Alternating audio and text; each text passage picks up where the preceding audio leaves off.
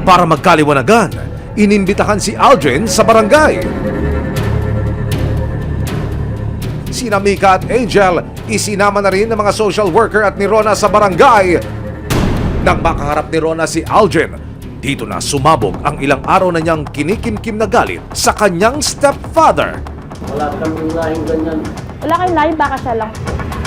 Pinasok mo sa kwarto. Alam mo, mabait na bata ko si hindi siya magsisinungaling. Ama ko. Alam mo Alam kung ginagawa gaano ko. kabait tong bata, hindi nga lumalabas ng bahay, di ba? Hindi pa ako siraw. Hindi.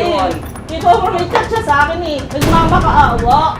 Sinubukan ng resibo na makapanayam si Aldrin tungkol sa akusasyon ng kanyang minor de edad na anak, pero tumanggi siyang magbigay ng pakayag. Sa mga social worker lang daw siya makikipag-usap.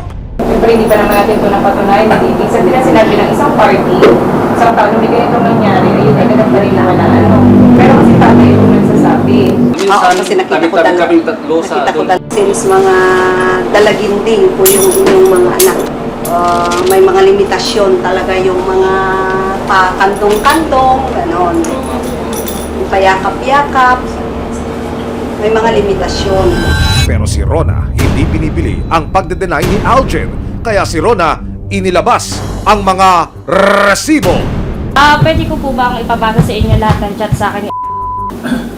Si Papa kasi matagal ko na tong sinisekreto. Sasabihin ko na sa inyo pero sa inyo ko lang sasabihin. Bakit? Ako ni Papa minsan. Ano?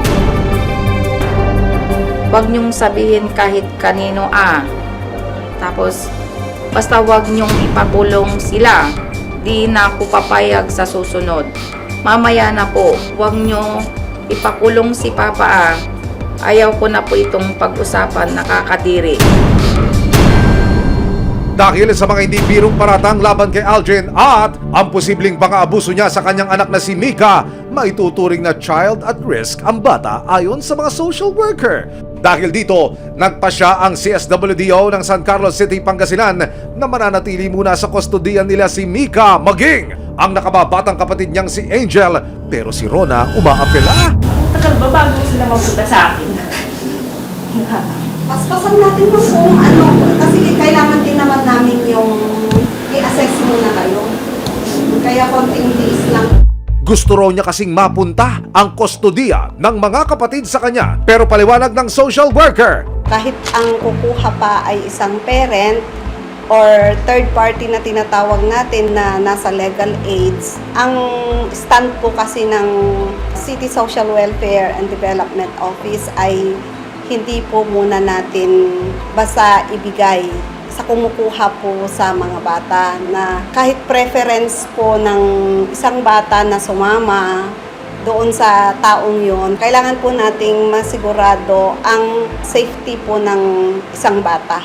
habang pinag-aaralan pa ng mga otoridad kung kanino dapat ibigay ang kustodiya ng dalawang bata. Pansamantala munang mananatili sa isang shelter sina Mika at Angel. Maaring sampakan ng reklamong acts of lasciviousness si Aldrin kung makita ng mga social worker na may katotohanan ng akusasyon ng bata. Masakit man kay Rona na hindi makapipiling ang mga kapatid, kinakailangan niyang sumunod sa proseso para sa ikabubuti na rin ni Mika at Angel. Umaasa po ako na mabubuo kami at magkakasama kami magkakapatid. Naniniwala po ako na sa tama yung bata, na dapat bigyan talaga sila ng hustisya.